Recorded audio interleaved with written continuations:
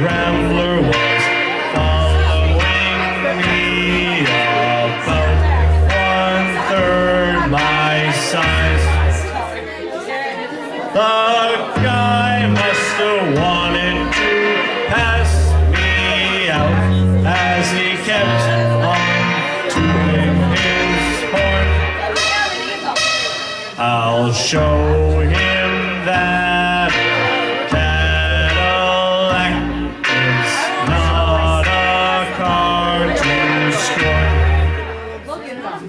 Beep, beep, beep, beep. His horn went beep, beep, beep. I pushed my foot down to the floor to give the guy the shake.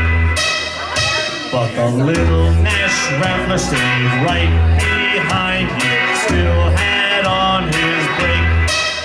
He must have thought his car had more guts as he kept on tuning his horn. I'll show him that my Cadillac is not a car to scorn. Beep, beep, beep, beep. His horn went beep, beep, beep. Our car went into passing gear and we took off with dust. Soon we were going 90, must have left him in the dust. When I peeked in the mirror of my car, I couldn't believe my eyes. The little Nash Rambler was right behind. I think that guy could fly. Beep, beep, beep, beep. His horn went beep, beep, beep. Now we're doing 110. The circuit was a race. A Rambler past a caddy would be a big disgrace. The guy was more too fast. He out. He kept on tuning his horn.